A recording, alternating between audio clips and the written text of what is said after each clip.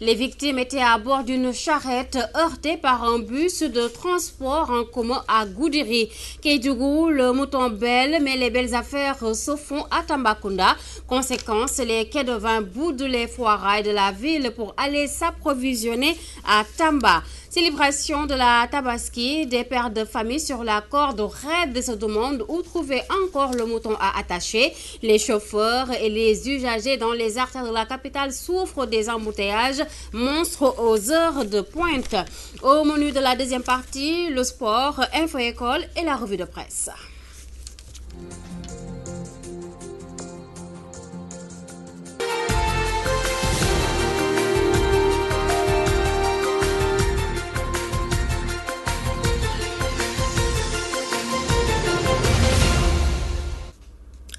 Mesdames, Messieurs, bonjour et merci d'être avec nous sur Walf TV. En bref, une personne tuée, une autre blessée dans un accident de la circulation à Tambacounda. Un bus qui fait la navette entre Bakel et Tamba a heurté une charrette à hauteur de Goudiri. Le chauffeur est en garde à vue à la gendarmerie de Goudiri. Nous y reviendrons avec notre correspondant Alassane Diallo. Beaucoup de moutons attendent preneurs à Kédougou. Les quais de vin à la recherche de prix plus cléments se rendent à Tambacounda, tournant le dos au foirail de la ville. Souli Ramadabo, correspondance. Y aura-t-il assez de moutons? Cette question n'est plus à l'ordre du jour. Le foirail de Kédougou, l'unique point de vente, est bien approvisionné. Toutefois, certains chefs ou responsables de famille qui jugent les prix pour le moment exorbitants préfèrent aller à Tambacounda. Faire aller à Tamba acheter le mouton que d'acheter ici parce que vraiment ici les gens c'est hyper cher. Je ne sais pas pourquoi. Mais pourquoi on peut l'avoir moins cher à Tamba et ici on ne peut pas l'avoir? Quelque chose que tu peux avoir à 70 000, ici tu pars, tu demandes, on te dit 125 000. Pourquoi? Pourquoi? Moi je préfère aller acheter à Tamba. Le ministre a dit qu'il n'y aura pas beaucoup de taxes sur les moutons, mais ça ne reflète pas vraiment le prix que les producteurs, que les éleveurs donnent aux populations de Kédougou. Mais écoutez, cascader 233 km pour chercher un mouton, plus le transport, ça revient presque à la même chose, pas de différence. Ceux qui parlent de la cherté des moutons ignorent beaucoup de choses.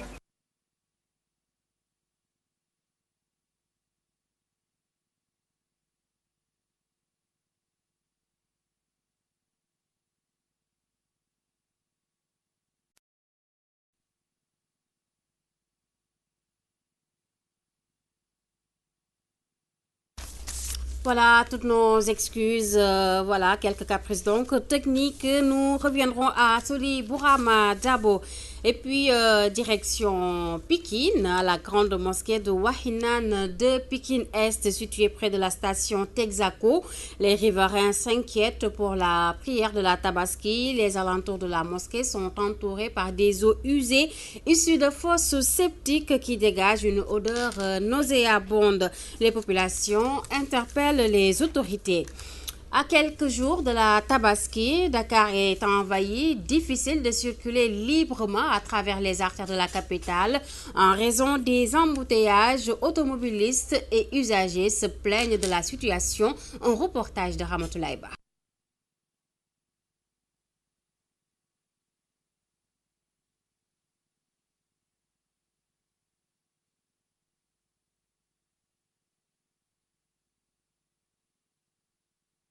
Les complaintes. C'est difficile. La route là, quand je me lève très tôt pour aller au boulot là, vraiment, je ne suis pas bien satisfait. Surtout le pont 92 là. Surtout le pont. Le matin, quand tu pars au boulot, il y aura d'embouteillage. Même si tu descends pour rentrer à la maison, il y a une embouteillage. Nous vivons un véritable calvaire ces derniers jours à cause des bouchons. Donc c'est normal. C'est l'occupation totale, quoi. Donc tous les besoins des gens, ils sont en train de faire les démarches pour les faire. Les chauffeurs de taxi, pour leur part, se désolent du manque à gagner que créent ces embouteillages. En cette période, nous gagnons moins. Avec ces embouteillages, nous travaillons à notre perte. L'anarchie et l'indiscipline accentuent les bouchons.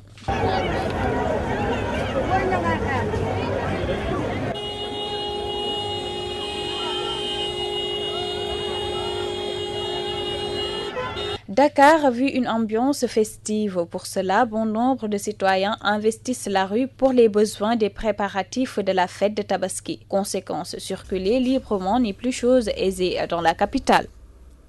Tabaski toujours, les personnes démunies sont actuellement dans la tourmente car jusqu'ici les conditions ne sont pas réunies pour elles afin de passer une bonne fête, raison pour laquelle elles interpellent plutôt les riches. Un reportage de Mamé Hadignar.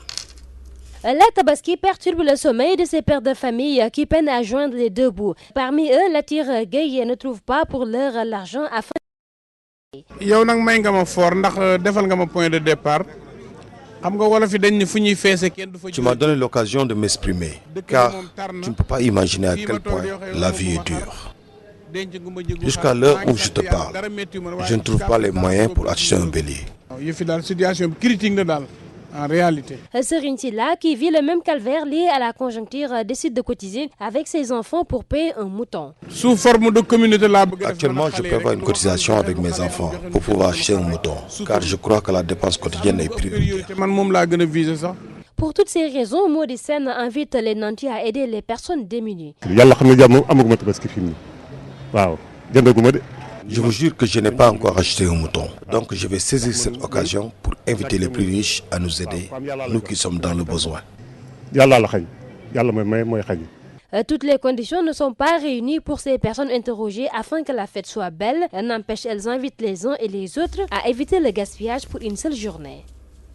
Un monde politique, visite du mouvement Macky libère Karim à Tivaouane.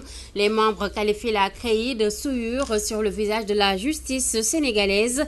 D'après eux, il n'est pas question de laisser la justice être dévoyée pour enfoncer Karim Wade. Babacar Ndiaye, chargé de la communication, s'est confié à Ramatoulaye Sarr. Seul le peuple est souverain et la justice doit être rendue au nom du peuple. Donc aujourd'hui, nous avons aussi l'attitude, tout comme Henri Grégoire Diop est en train de bafouer nos institutions judiciaires, n'est-ce pas, au niveau du tribunal, tout comme nous avons nous-mêmes également le devoir et le droit d'aller vers les populations, véritablement pour les inviter à comprendre ce qui se passe et à pouvoir se dresser par rapport à cela. Nous avons rencontré nos dignes chefs religieux qui ne sont pas des citoyens ordinaires. Hein. Nous avons rencontré le peuple sénégalais et nous avons écouté et entendu la clameur de ce peuple-là. Cette clameur-là que nous avons écoutée, c'est que nous sommes un peuple juste, nous sommes un peuple honorable, nous sommes un peuple qui s'est battu sur une longue tradition de justice et de démocratie. Aujourd'hui, il n'est pas question pour nous, ce peuple-là, nous-mêmes du membre du club Macky libère Karim, véritablement inclus, de laisser cette justice-là être dévoyée parce que nous avons un devoir de postérité, véritablement par rapport à nos enfants et par rapport à nos petits-enfants demain. Rare humanum perseverare diabolucum. Lorsque l'on fait des erreurs en tant qu'être humain, on peut le ranger dans le cadre de l'humanité. Mais lorsqu'on persévère dans l'erreur, lorsqu'on s'embourbe dans l'erreur, on devient diabolique. Nous considérons que la CREI est diabolique. Nous considérons que la CREI, justement, est une cour qui est une souillure sur le visage de notre justice qu'il convient d'effacer. Les personnalités qui ont été interrogées par la cour l'ont été sur la base de menaces, de pression. Cas de Madame la notaire Patricia Lake, nous savons tous qu'elle a eu des démêlés avec la justice dans son cabinet. Donc nous pensons que si elle a pu dire des choses comme ça, elle a été certainement menacée comme tous les autres. Et nous passons à la page internationale de cette édition avec Marguerite Rosalie Ndiaye.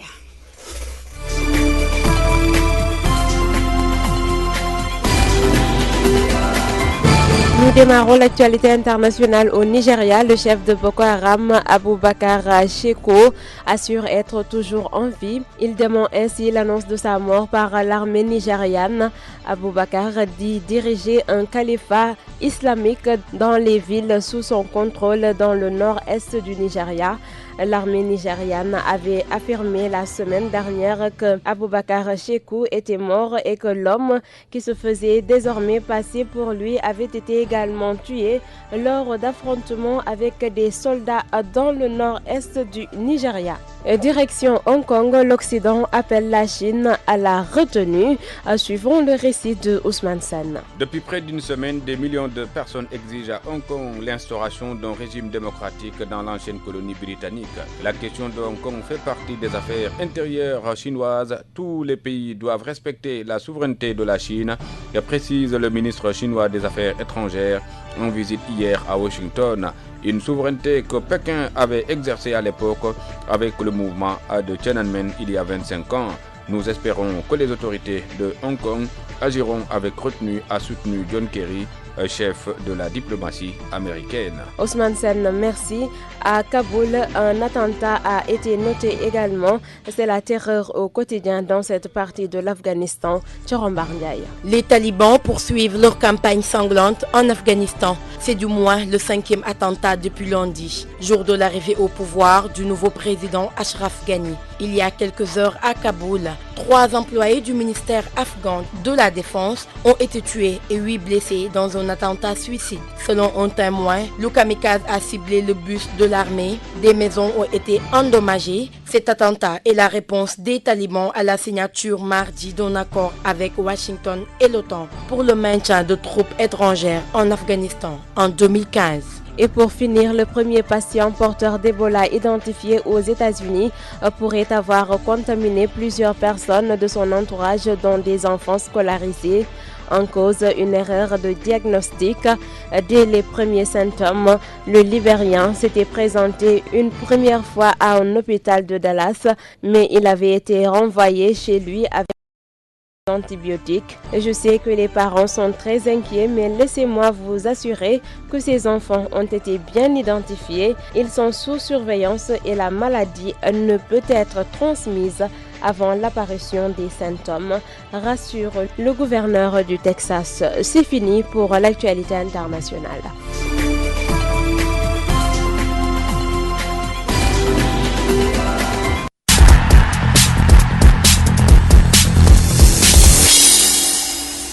Place au sport avec notre coach maison, Chertidiane Gomis. Bonjour. Bonjour Amdel. Chertidiane, c'est bonjour à n'en plus finir.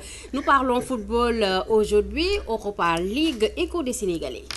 Oui, c'est vrai, écho des Sénégalais dans cette deuxième journée de l'Europa League. Et on débute avec Dembaba. Oui, Dembaba qui a été appelé par Alain Giresse pour jouer les 2 matchs Sénégal-Tunisie du 10 et Tunisie-Sénégal du 15 octobre prochain.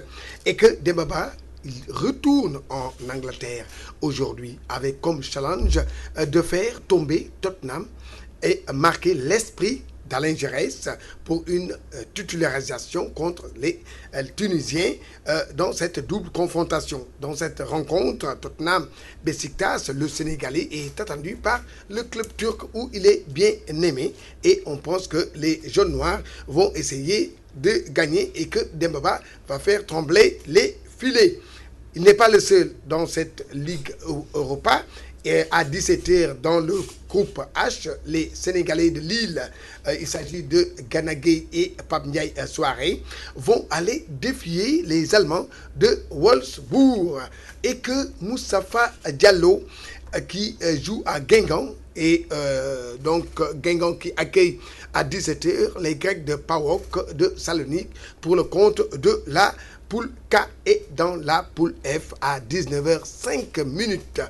C'est au tour de Bayelsal de recevoir les Ukrainiens de Popretonix.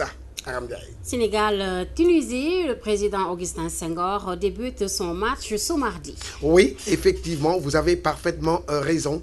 Point de presse du président de la Fédération sénégalaise de football mardi prochain au siège de la Fédération sénégalaise. C'est à 11h. Donc, c'est en prélude, comme vous le savez, de la double confrontation Sénégal-Tunisie dans le cadre des éliminatoires de la CAN Maroc. Maître Senghor abordera des questions liées à l'organisation des 2 matchs. On reste avec ce match Aram Ndiaye pour parler de la liste de Alain Giresse où vraiment une confusion s'est invitée sur le nom du remplaçant de Lamine Sané, blessé et forfait. Donc c'est Ibrahima Mbaye, le défenseur sénégalais de l'Inter de Milan, qui a été appelé par Alain Giresse pour pallier l'absence de Lamine Sané, non par Pape Alun Ndiaye de Bodo en Norvège. Pape Alioune Ndiaye, il est en stand, il est donc en stand, comme on le dit, en stand-by. Stand-by. Oui, on attend peut-être si Mame Biram Diouf et le cas de Mame Biram Diouf, on attend un peu, donc on le saura dès ce soir. Si Mame Biram Diouf ne sera pas de la partie, peut-être, donc Pape Alioune Ndiaye de Moldé, ancien de Djambar, va prendre sa place. C'est voilà. C'est pas tout. Nous terminons donc avec Teungueth FC qui voit grand. Ah oui, vraiment, c'est vrai. Hein? Le club phare de la ville de Rufisque voit grand, comme vous venez de le dire, car le club ambitionne de retrouver très rapidement la Ligue 2. La saison prochaine. Donc voilà, et de ce fait, le club phare de la vieille ville s'est donné les moyens de ses ambitions. Le président du club, Babacar Ndiaye, est interrogé par Najib Sagna. Que la moindre des choses, en tant que gentleman, pour mes collègues présidents, si on veut un joueur, on doit s'assurer s'il est libre ou s'il n'est pas libre. On ne peut pas signer un joueur qui est déjà sous contrat ailleurs. Non, ça on en a beaucoup. Mais on est en train de voir ce qu'il y a ici, en termes de talent et surtout d'état d'esprit. Parce que l'année dernière, le talent existait, c'est l'état d'esprit qui manquait. Donc, sous peu, d'ici 2-3 semaines, nous allons reprendre les entraînements avec un effectif qui sera renouvelé à 30-35%. Bon, les infrastructures qui font défaut, nous, on a l'habitude depuis 3 ans. S'ils sont là, ça sera véritablement un plus pour le football rufisquois parce que jouer à domicile, c'est minimum 3 ou 4 points de plus sur une saison. Quand on sait que la montée... la descente s'est jouée sur 1 point. On avait la meilleure attaque, mais c'est au problème défensif. Bon, on reviendra. Ça nous a permis d'apprendre. On a beaucoup appris en D2, aussi bien au niveau des joueurs que du staff technique, les erreurs à ne pas faire. Et on grandit de ces erreurs. Maintenant, si les infrastructures, aussi bien le terrain de Mbao, de Bargny, des HLM sont avec, nous avons joué dans les Nawetan, dans les terrains KSE. Si le terrain est là, tant mieux. Si ce n'est pas là, on fera avec. Voilà, c'était Babacar Ndiaye, le président de Teungueth Football Club. Le Teungueth Football Club s'est offert l'entraîneur le plus titré ces 3 dernières années dans le football sénégalais en la personne de Moustapha Seck. Ce dernier a l'obligation de réussir le challenge de toute une ville. Je vous propose d'écouter Moustapha Seck. Qu'est-ce qu'il pense de cela? Je disais tout à l'heure que nous ne sommes pas là pour faire une révolution. Mais ce qui est sûr et certain, c'est une équipe de football, un club. Donc on va travailler dans ce sens. Je pense qu'aujourd'hui, nous n'avons pas encore une idée réelle par rapport à l'effectif de l'équipe. Mais Inch'Allah, au retour de la fête, nous allons organiser des tests pour parler un peu du projet qu'on va dérouler par rapport à la saison. Donner la chance à tous les jeunes de Rufisque de venir mener le talent dans ce club. Maintenant, il y a déjà un groupe qui est là. On va faire l'état des lieux pour voir le groupe, ceux qui sont toujours opérationnels, parce que j'ai entendu qu'il y a certains joueurs qui sont contactés par d'autres clubs, mais ne seront plus que les joueurs qui manifesteront véritablement l'envie et la détermination pour défendre les couleurs de Teungueth FC. J'ai dit tout à l'heure, il y a un objectif général, il y a un objectif spécifique. Je pense que l'objectif général, c'est ça, qui ne peut être étalé que dans la durée, à savoir faire de Teungueth FC un grand club. Mais l'objectif principal, c'est la montée en Ligue 2. Voilà, donc la montée en Ligue 2, c'est l'objectif que s'est fixé l'équipe de Teungueth Football Club qui a organisé hier un point de presse pour présenter son nouveau staff technique qui, je vous le rappelle, est composé de l'entraîneur principal Moustapha Seck. Il aura comme adjoint Ibrahima Diallo et que le préparateur des gardiens se nomme, donc il se nomme tout simplement donc Khadim Faye et le préparateur physique, il s'agit de Souleymane Diallo. Et voilà, c'est tout pour le sport. Merci, cher Tidiane Gomis. Vous serez donc avec des Koumba Diop à 14h. Nous passons donc à Info École avec Néné Jupiter Ndiaye.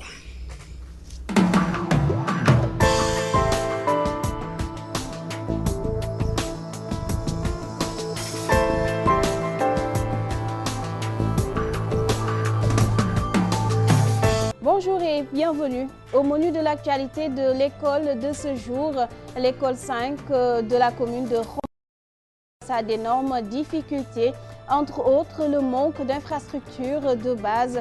Nous irons également à Kaffrine avec les enseignants des écoles communautaires de base qui exigent leur intégration dans la fonction publique, d'où le rappel à la tutelle.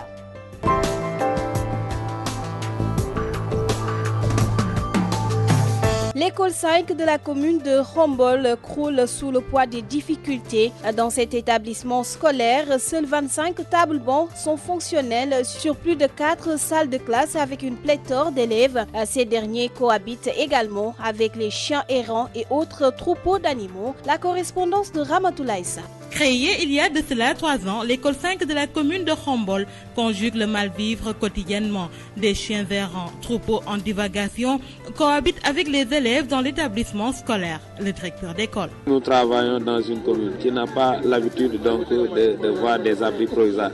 Les gens croyaient même que ça ce n'est pas une école donc française. Ils croyaient que donc c'est une école coranique. Et c'est ici que les animaux, les gens venaient donc pour conduire le troupeau, les chiens errants, et tout ça constituait donc des dangers, non seulement pour nous, mais aussi surtout pour les enfants. Et en plus donc des aléas donc, climatiques. Vous comprenez donc vraiment les difficultés donc, dans lesquelles se trouvaient les élèves à pareil âge. Vous constatez vous-même que, à part les classes, donc toutes les infrastructures sociales de base donc manquent à l'école. Donc c'était le moment donc d'interpeller. Il y avait l'eau, l'électricité, des tablements, des livres, les murs de clôture, etc. Tout manque ici. Donc c'est les débuts, mais nous exerçons les autorités donc, à intervenir. Face à la pléthore de potages dans les salles de classe et le déficit de tables bancs, obligeant les apprenants à s'asseoir par groupe, certains parents sont hésitants à y amener leurs enfants. On a pu recruter plus de 70 élèves au CI. Donc la moyenne actuellement c'est à peu près 50 élèves par classe. Et malgré que certains ne veulent pas amener leurs élèves ici parce que tout simplement les conditions sont drastiques.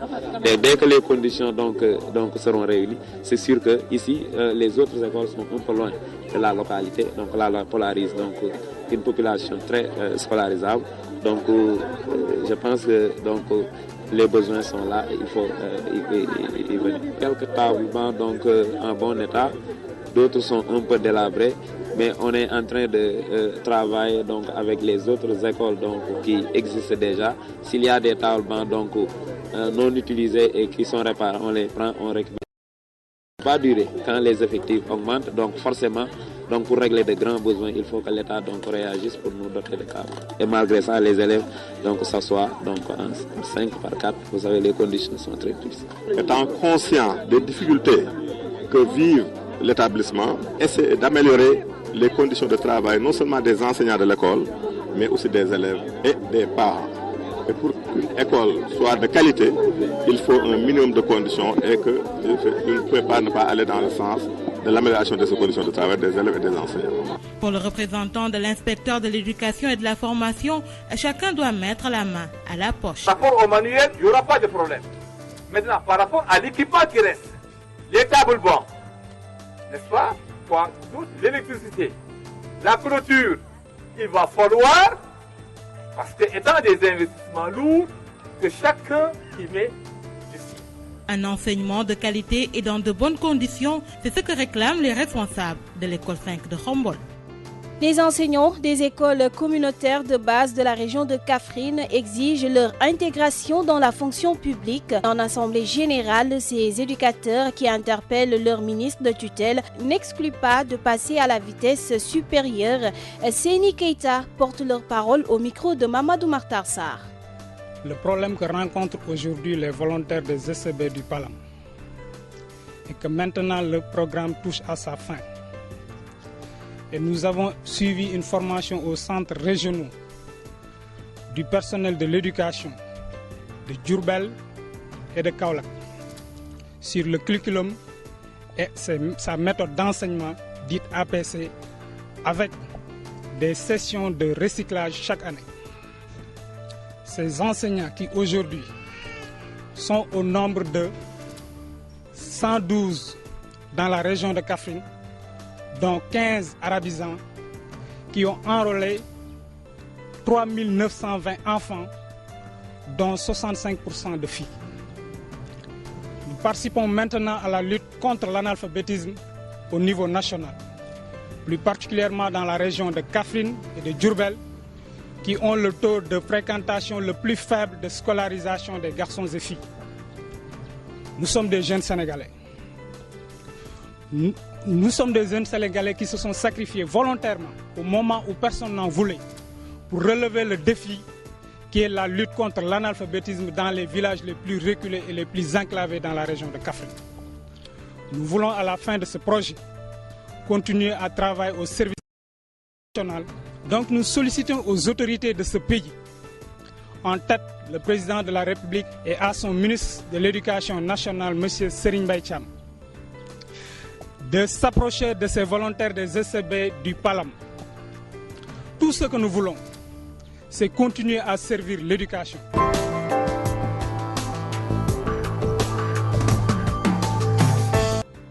C'est tout pour aujourd'hui. Rendez-vous est pris jeudi prochain pour d'autres infos de l'école.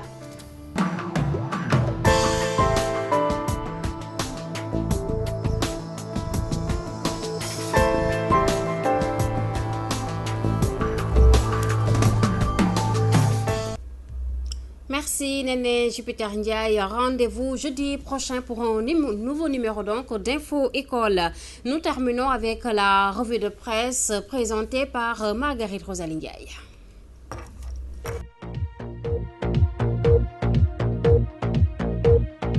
Bonjour, don de 650 millions de Black Pill finance à la Fondation Servir le Sénégal. Mariam Faye Sall, accusée d'avoir touché un pot de vin, informe Walfadjri dans sa livraison du jour. En effet, écrit le journal, les 650 millions offerts à la Fondation Servir le Sénégal de la Première Dame prend une tournure politique. L'opposition qui s'est saisie de cette affaire, qui accuse la femme du président, invite la justice à s'autosaisir.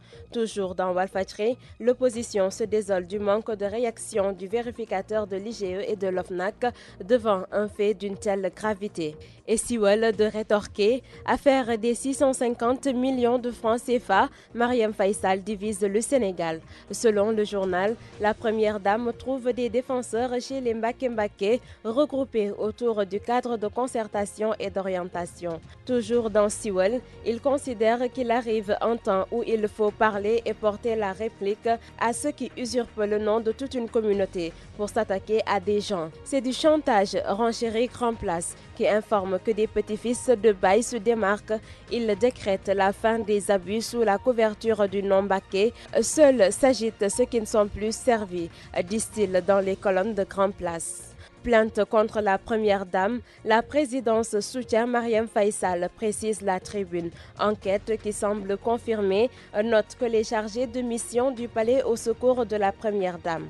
Selon ces derniers, écrit le journal, toutes ces accusations ne sont que purs mensonges. Jusqu'ici, ont-ils souligné, la Fondation Servir le Sénégal n'a reçu aucun sou de la BMCE. Autre actualité traitée par nos confrères, Samuel Sarr. Poursuivi pour offense au chef de l'État, Samuel Sarr bénéficie d'une liberté provisoire, mentionne le Populaire. L'As dans ses colonnes revient sur les arguments qui ont convaincu le juge d'instruction. Samuel Sarr passe la tabaski chez lui, informe le Quotidien. Le même journal qui barre à sa une, vice-président de la Banque mondiale, Matar Diop démissionne. Mais les raisons de son départ n'ont pas été indiquées, ce qui a laissé la place à de nombreuses spéculations. Matar Diop sur la touche, note enquête. Sa faute, poursuit le journal, avoir fait campagne avec l'image de la Banque mondiale pour la présidence de la BAD. Rencontre tous azimuts, pose première pierre, remobilisation des militants et alliés, le temps des manœuvres chez Macky Sall, titre Walfadjri. Macky en course pour sa réélection, écrit mon confrère. Polémique autour de la réduction du mandat du président, Mounir Roussi propose à Macky Sall de faire un seul mandat de 7 ans. Le Populaire nous dit que le professeur n'est pas en phase avec le président qui veut réduire son mandat par voie référendaire. Mounir Roussi que soutient dans Direct Info, le référendum est risqué. En sport, la réaction d'Alain Giresse dans Wasport, c'est Ibrahima Mbaye que j'ai convoqué. Pourquoi Pape Alioune Ndiaye doit attendre? Stade dans ses colonnes nous donne le programme de la 3e journée de la Ligue des Champions. Tottenham Besiktas Dembaba défie Adebayor. Et pour conclure, Modulo, l'homme fort de l'arène, titre Suñu Lamb. Bonne lecture. Bonne lecture.